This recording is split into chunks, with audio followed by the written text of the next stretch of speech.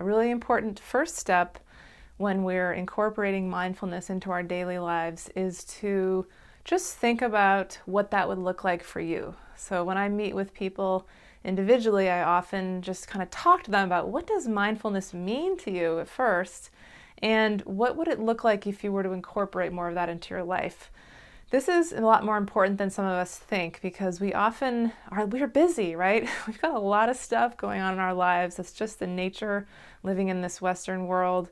And sometimes we think, oh, I'll just fit it in here and there. But actually, we really need to carve out a time. So prioritize it as if it's one of the many other important things that you do. In fact, it might be one of the most important things you do.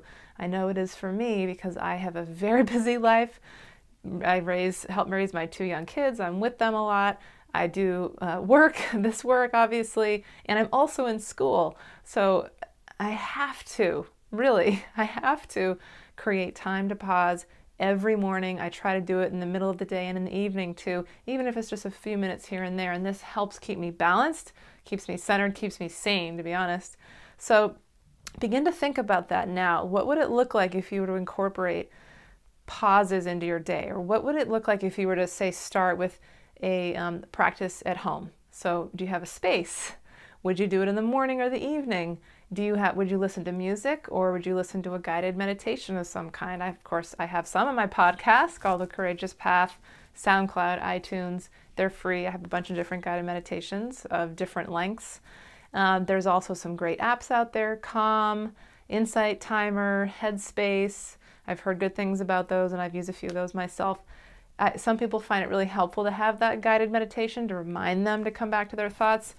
Me, however, I often tend to just prefer silence, but I've been doing this for a little while, and the silence I find, definitely it's more of work to remind myself to let go of my thoughts, but it's good practice. So you may find that if you're just starting out, you want some guided meditations or relaxing music, which helps get you in that space.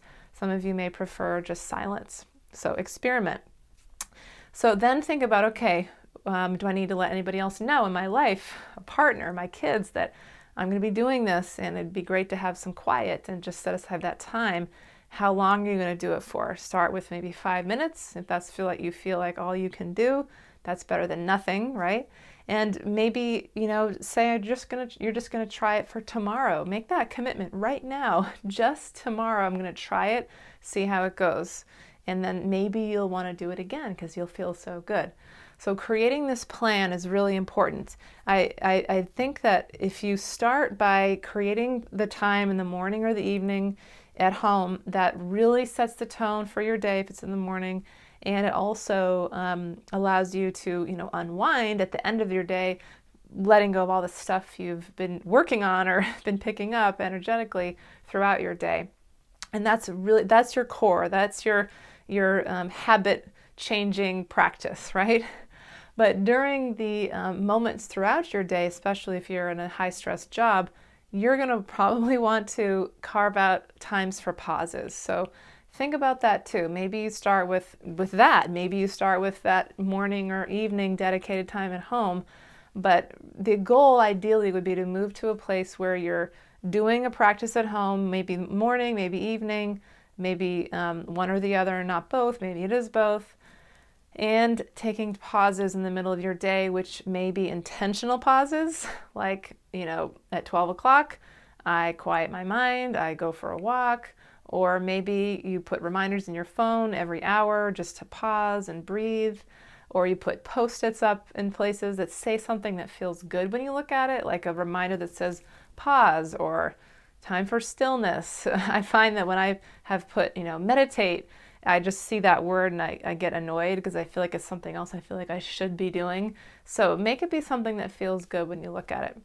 So take some time to reflect on this, what it would look like and how it would look, and begin to, write down a plan, maybe to share your plan with somebody that supports you, that that gets it, and that makes it more real. So you're putting out the intention to do it. If you have somebody that you may want to do this with, like a partner who's also working on mindfulness in their lives, that's great because you can support each other and check in with each other and And that makes it, you're much more likely to do it if you know that somebody's going to be checking in with you, that accountability piece.